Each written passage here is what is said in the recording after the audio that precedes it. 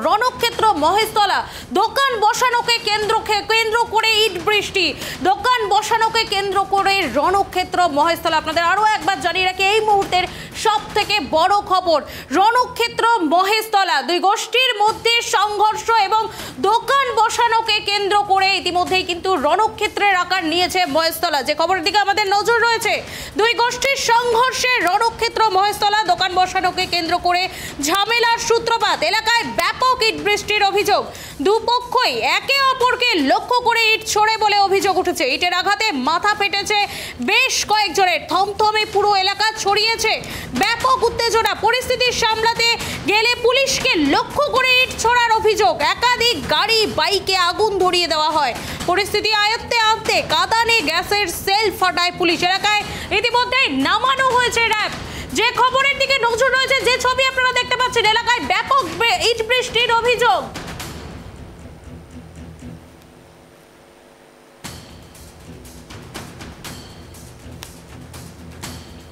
এই মুহূর্তে আমার সঙ্গে ফোন কলে রয়েছেন প্রাক্তন আইপিএস অফিসার নজরুল ইসলাম। নজরুল বাবু, আপনাকে ট্রাইব টিভি বাংলায় স্বাগত। নজরুল বাবু, এই যে দুই গোষ্ঠীর সংঘর্ষে রণক্ষেত্র হয়ে উঠেছে মহেশতলা, রীতিমতো ইট বৃষ্টি ঘটছে, কি বলবেন? এটা খুবই আশ্চর্যজনক ঘটনা।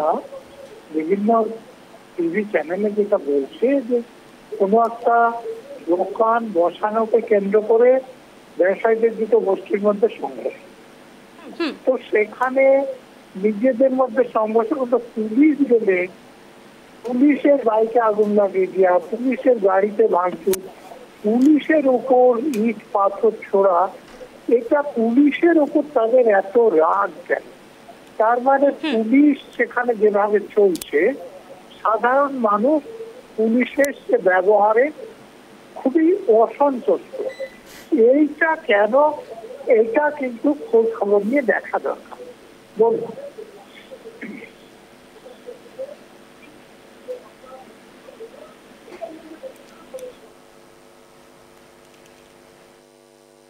ধন্যবাদ নজরুলবাবু, আপনি সঙ্গে থাকার জন্য। যে খবরের দিকে আমাদের নজর রয়েছে, দুই গোষ্ঠীর সংঘর্ষে রণক্ষেত্র মহেশতলা দোকান বসানোকে কেন্দ্র করে ঝামেলার সূত্রপাত। সেই ঝামেলা থেকে ইট বৃষ্টি এবং উত্তেজনা চরমে পৌঁছায়। পুলিশকে লক্ষ্য করে ইট বৃষ্টি ছোড়া হয়, দুপক্ষই একে অপরকে লক্ষ্য করে ইট বৃষ্টি ছোড়ে এবং পরিস্থিতি সামাল দিতে র্যাব নামানো হয়। দুই গোষ্ঠীর সংঘর্ষে রণক্ষেত্র মহেশতলা দুপক্ষই একে অপরকে লক্ষ্য করে ইট ছোড়ে বলে অভিযোগ উঠেছে। ইটের আঘাতে মাথা ফেটেছে বেশ কয়েকজনের, থমথমে পুরো এলাকা ছড়িয়েছে ব্যাপক উত্তেজনা।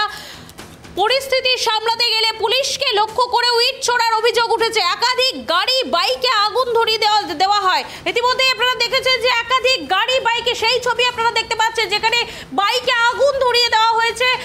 পুলিশকে রীতিমতো র্যাবকে কাঁদানে গ্যাসের সেল ফাটাতে হচ্ছে, যে যার কারণে এই মুহূর্তে আমার সঙ্গে টেলিফোন লাইনে রয়েছেন বিজেপি নেত্রী কেয়া ঘোষ। কেয়া দিদি, আপনাকে ট্রাইব টিভি বাংলায় স্বাগত।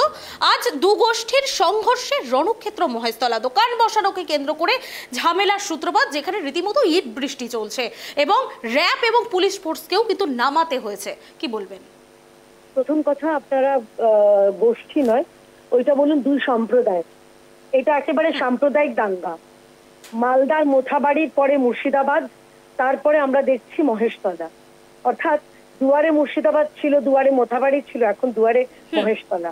আমরা আজকে দেখেছি একটা মন্দিরে কিভাবে হামলা হয়েছে, তুলসী মঞ্চ ভেঙে দেওয়া হয়েছে, আর আপনি বলছেন গোষ্ঠী।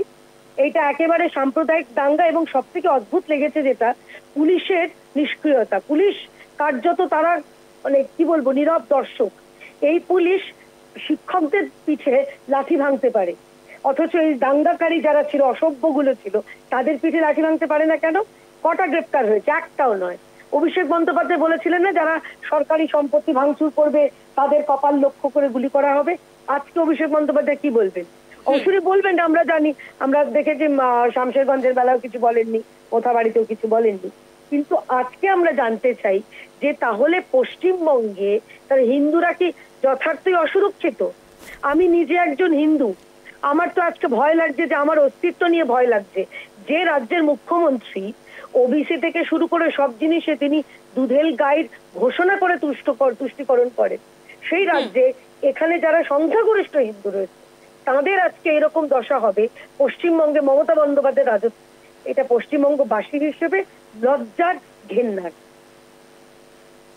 ধন্যবাদ কেয়া দেবী আপনাকে সঙ্গে থাকার জন্য। যে খবরের দিকে আমাদের নজর রয়েছে, দুই গোষ্ঠীর সংঘর্ষের রণক্ষেত্র মহেশতলার দোকান বসানোকে কেন্দ্র করে এলাকায় ব্যাপক উত্তেজনা। গোষ্ঠী সংঘর্ষের রণক্ষেত্র মহেশতলা, যেখানে রীতিমতো পুলিশ ফোর্স এবং র্যাব নামাতে হয়েছে এবং কাঁদানে গ্যাসের পরিস্থিতি সামাল দিতে পুলিশকে কাঁদানে গ্যাসের সেল ফাটাতে হচ্ছে। এবং ইতিমধ্যে আমরা দেখেছি যেখানে উত্তেজনা এতটাই চরমে পৌঁছায় যেখানে বাইকে আগুন পর্যন্ত দিয়ে দেওয়া হয়েছে। দুপক্ষ একে অপরকে লক্ষ্য করে ইট ছোড়ে বলে অভিযোগ উঠেছে। ইটের আঘাতে মাথা ফেটেছে বেশ কয়েকজনের। থমথমে পুরো এলাকা, ছড়িয়েছে ব্যাপক উত্তেজনা। পরিস্থিতি সামলাতে গেলে পুলিশকে লক্ষ্য করে ইট ছোড়ার অভিযোগ।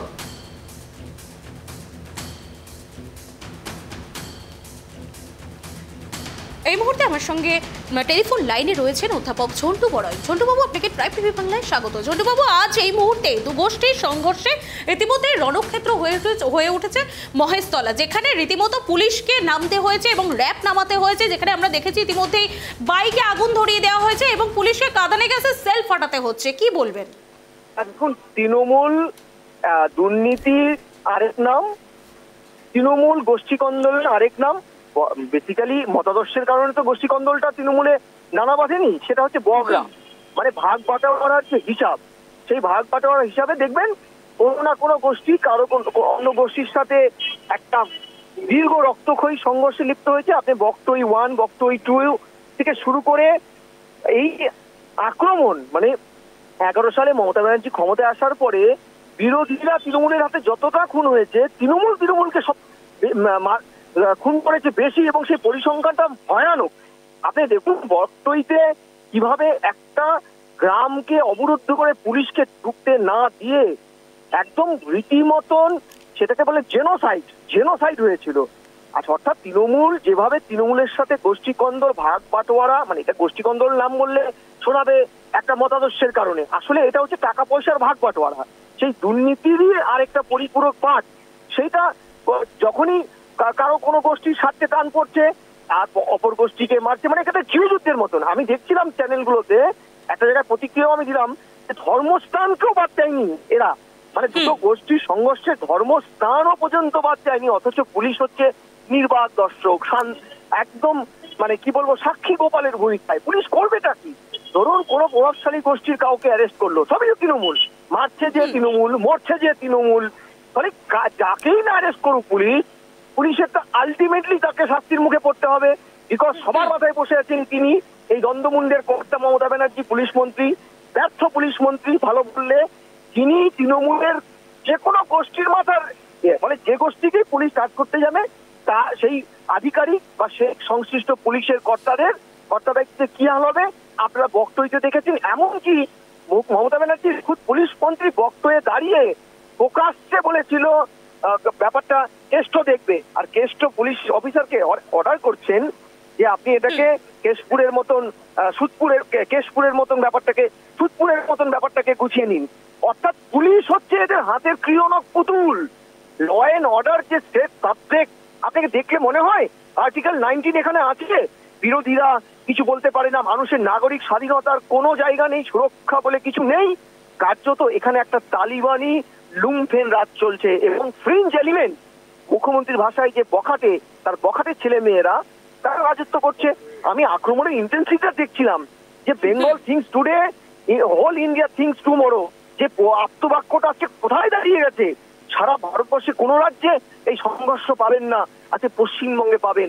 এখানে মানুষ করতে পারবে, ভাবুন, ব্রেন ড্রেন হয়ে চলে যাচ্ছে, শিল্প আসছে না, অথচ রাজনীতি, মমতা ব্যানার্জির জনবিরোধী রাজনীতির জায়গাটা কিন্তু এক জায়গায় উত্তর বিরাচ্ছে, কমছে না। ঝন্টুবাবু, আপনার কাছে আরো একটা বিষয় জানতে চাইবো, যে সামনেই 2026-এর নির্বাচন, তাহলে কি মেরুকরণের রাজনীতি চলছে? না, মেরুকরণের রাজনীতির পরিপূর্ণ ব্লুপ্রিন্টটা মমতা ব্যানার্জি তৈরি করে ফেলেছে। আপনি খেয়াল করবেন গতকাল বিসভায় দাঁড়িয়ে উনি নিজে তার সরকারি একদম সরকারি পলিসির পরে সেনাদের সম্মান জানাবেন বলেছিলেন। আপনি কোথাও দেখেছেন সেনাদের অন্যতম অপারেশন সিন্দুর কোথাও নাম প্রস্তাবনায় আছে? এমনকি যে সিলেক্টেড কিলিং করলো পাকিস্তানের জঙ্গিরা, পাকিস্তান মদতপুষ্ট জঙ্গিরা, দেখে দেখে সিঁদুর দেখে দেখে, সেই কামটা ইউজ করা হলো না। এমনকি শহীদ ঝন্টু শেখ, যারা বহুল প্রচলিত তৃণমূলের নেতারা বিভিন্ন জায়গায় বলে বেড়ান, তার নাম বা অন্যান্য শহীদের নাম কোথাও এক বর্ণ লেখা হয়নি। হিন্দুত্বের নামটাও পর্যন্ত বাতিল করা হয়েছে, শব্দটা নিচে অবজেকশনেবল। আমার প্রশ্নটা হচ্ছে এইগুলো কি? এগুলো হচ্ছে বার্তা। ওবিসি সার্টিফিকেটে তড়িঘড়ি 113টা যে জনগোষ্ঠীর মধ্যে 76টা মুসলিমকে ঢুকিয়ে দেওয়া হলো, বাকি হাইকোর্টের নির্দেশে বাধ্য হয়ে 8 দিনের নোটিশে বাকি হিন্দু যে ওবিসি তাদেরকে ইনক্লুড করার নামকে বাঁচতে 5টা গোষ্ঠীকে করা হলো। এটার থেকে তো স্পষ্ট যে এই সরকার মেরুকরণ, ভোট ব্যাংকের স্বার্থে তোষণ বা অ্যাপিসমেন্ট পলিটিক্সের জন্য সুপ্রিম কোর্ট হাইকোর্টকেও মানে না।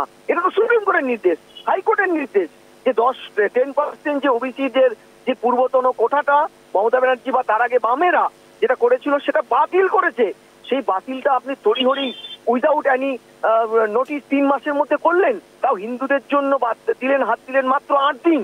আপনি ভাবুন তো, আজকে 13-14 কোটির মানুষ পশ্চিমবঙ্গে 8টা দিনের মধ্যে নোটিফিকেশন জারি করে কিভাবে তারা আইডেন্টিফাই করলো হিন্দু এই জনগোষ্ঠীগুলো ওবিসি ক্যাটাগরির অন্তর্গত হতে পারে? এটা অ্যাপিসমেন্ট পলিটিক্স বা তোষণের রাজনীতি বা পোলারাইজ রাজনীতি, মেরুকরণের রাজনীতি না হয়তো কি? মমতা ব্যানার্জি মেরুকরণের রাজনীতি, ভোট ব্যাংকের স্বার্থে ভারতবর্ষের সিকিউরিটি, ইন্টারনাল সিকিউরিটিটাকেও পর্যন্ত বিসর্জন দিয়ে ফেলেছে। এখানে অন্তত আমি মনে করি পশ্চিমবঙ্গ আর পশ্চিমবঙ্গে নেই, এটা একটা মরুদ্যান, অনুপ্রবেশকারীদের মরুদ্যান। আর এখানে তোষণের ফলে জঙ্গিবাদ যে জায়গায় চলে গেছে বলতে দ্বিধা নেই। আমরা এক একটা আগ্নেয়গিরির উপরে বসে আছি, যে আগ্নেয়গিরি যখন ব্লাস্ট করবে তখন এই খাগড়াগড়ের চেয়েও কিছু একটা ঘটনা আবার পুনরাবৃত্তি হবে। ধন্যবাদ ঝন্টুবাবু আমাদের সঙ্গে থাকার জন্য। যে খবরের দিকে আমাদের নজর রয়েছে, দু গোষ্ঠীর সংঘর্ষে রণক্ষেত্র মহেশতলা, দোকান বসানোকে কেন্দ্র করে ঝামেলার সূত্রপাত এবং এলাকায় ব্যাপক ইট বৃষ্টির অভিযোগ। গোষ্ঠী সংঘর্ষে রণক্ষেত্র উত্তেজনা, সেই একে অপরকে, দুই পক্ষই একে অপরকে লক্ষ্য করে ইট ছোড়ে বলে অভিযোগ উঠেছে। সেই ঘটনায় রীতিমতো পুলিশ নামানো হয়েছে এবং তারপর র্যাব নামানো হয়েছে। এলাকায় ব্যাপক ইট বৃষ্টির উত্তেজনা মহেশপুরে, যে মহেশতলায় যে খবরের দিকে আমাদের নজর রয়েছে, যে ছবি আপনারা দেখতে পাচ্ছেন, রীতিমতো দুই গোষ্ঠীর মধ্যে উত্তেজনা এতটাই চরমে পৌঁছে গিয়েছিল, যেখানে সামান্য দোকান বসানোকে কেন্দ্র করে উত্তেজনা এতটাই চরমে পৌঁছায় যে দুই গোষ্ঠীর মধ্যে ইট ছোড়াছুড়ি শুরু হয়ে যায় এবং সেখানে কিন্তু রীতিমতো পুলিশ এবং র্যাব নামানো হয়েছে। আমরা ইতিমধ্যেই দেখে নিয়েছি যে সেখানে কিন্তু পুলিশকে সেই পরিস্থিতির সামাল দিতে রীতিমতো কাঁদানে গ্যাসের সেল ফাটাতে হচ্ছে।